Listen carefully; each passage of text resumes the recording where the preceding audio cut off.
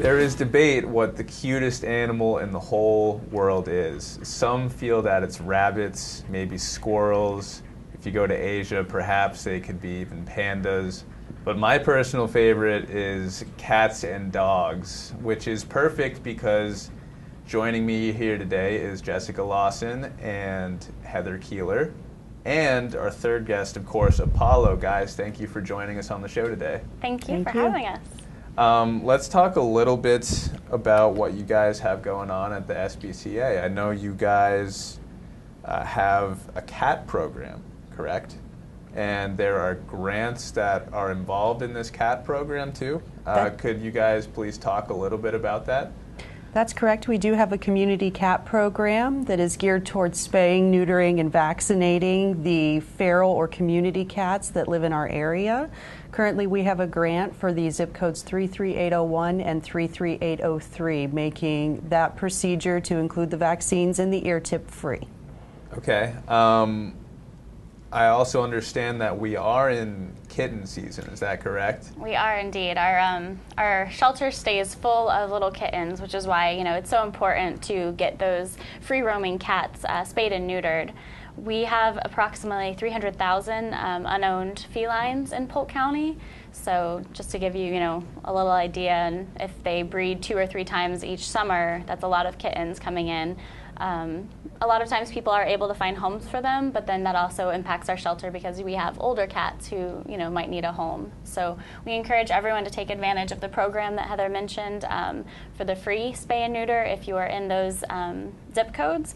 But if you're not, we also have a $15 copay for anyone else who brings their cats, their free roaming cats, in a humane box trap, which SPCA rents for a deposit. Okay, that's great. That sounds like a really good deal all in all. I had a roommate in college who wanted to bring home a kitten, and he did. And there were a lot of challenges, of course, that came with it. I guess my question is, what advice can you guys give to a person looking to adopt a cat from your shelter? Why would that be better than just bringing a cat in off the street? I think the main concern in either situation is, at our adoption center, all of the animals are spayed or neutered, which again, cutting down on the population, microchipped so that if they run away, you're able to find their guardian and reunite them, and they're up to date on their vaccinations. And I'm sure Heather can speak to this. The most important part is prevention. To make sure that they're on a flea preventative and a heartworm prevention. A lot of people don't realize that cats can get heartworm, and they can. So it's important to keep your animals up to date on their vaccines as well as their medications.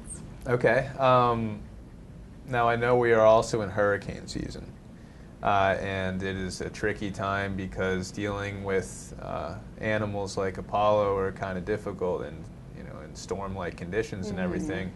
What is some advice that you can give us for dealing with your pets during a possible hurricane? Do you guys have any recommendations on the medical side of things?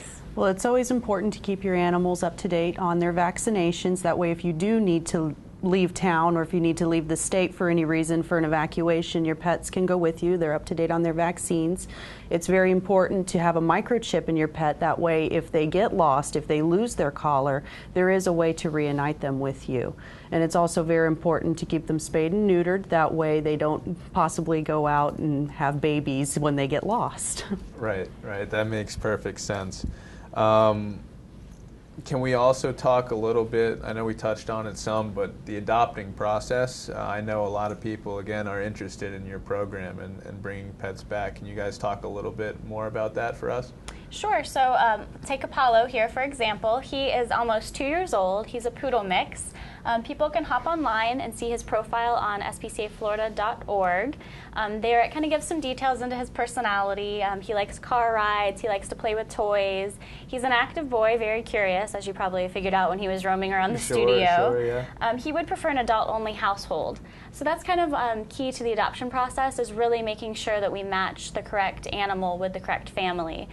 If you're laid back and prefer just to stay at home and watch movies and stuff, you're probably going to want one one of our dogs like Freedom, who is very much of a couch potato, versus someone like Apollo, who wants to go on walks and wants to play out in the yard. So we want to make sure, our adoption counselors do an excellent job of really asking people and seeing with their lifestyle which animal would make a lifelong match. Right, he seems like he'd be more of an active pup. Yeah, sure. He is dying to get off of this couch. He wants to roam around right now. I can tell. Yeah, he looks like he's ready to. He's like, let me down. I want to go explore. Yeah, cute dog for sure. Can you guys just also talk a little bit about, I know you guys both work at the SPCA, but can you guys also talk about the volunteer program in case, more people would want to come and volunteer for you guys? Sure. One of the main things, and Heather has a lot of experience with this too, is our foster program. A lot of times when people think volunteers, they think those people who are on campus helping with the animals.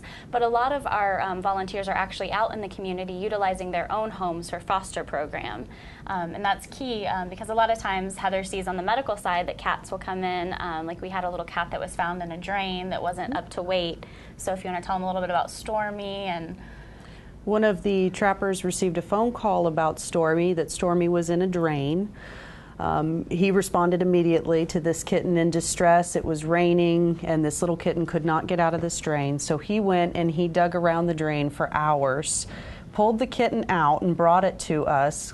The kitten was in good health, just needed a little bit of time to grow up, so we went ahead and sent little Stormy drain kitten off to a foster home so that she could grow up. And I do believe she was adopted not too long ago. That's cool. It seems like you guys always have a very heartwarming or a heartbreaking story, for that matter, with all of your pets. That's great what you guys do.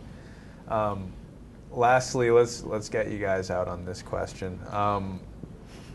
I had another roommate in college. This one wanted to get a dog, and we got a dog, but it was very difficult to take care of. It was in a house of just college students and a smaller house, so adopting might not have been the best option for us. Can you tell us a little bit about what to look out for, I guess, in order to be ready for adopting? Sure. And your instance is the perfect example of how great fostering is, because people who travel or people, say you really love kittens, but you just want kittens all the time, become a foster kitten because you constantly get kittens. So with you guys, if you were, maybe could only commit a couple of months or maybe a week or two, a lot of times that's all an animal needs, so that might have been a better fit for your roommate. We always want people to be mindful of how many hours they're home during the day so that the dog is getting enough attention, or the cat enough attention and love. Making sure that, if they travel a lot, that's obviously going to require either boarding or finding a friend or relative to keep the animal. So just really taking a close look at your lifestyle and making sure that you're ready for it. A lot of times parents will come in and want to adopt an animal for their child to take care of, and that just needs to be a very serious discussion on, what is that child's true ability. A lot of times, it ends up being the mom that, is walking the dog or changing the litter box. So just to really know your family's lifestyle and how much time you have. If the kids are constantly at soccer tournaments and this and that, it might be a good idea to maybe wait until they're a little older and maybe teenagers and their schedules aren't so hectic to get an animal. All right, well, that sounds perfect. Again, thank you guys for all the advice and insight. Again, Heather and Jessica and Apollo, the three stars of the show. Thank you guys very much for coming on and joining us this evening. Thank you. Thank you. And if anyone else has any more questions about SPCA and all that they do for the local environment, you can go to their website at spcaflorida.org/community-cats. Their phone number is 863-646-4647. Again, they have free spay and neuter programs, and their main office is located in 5850 Brandon Road South in Lakeland.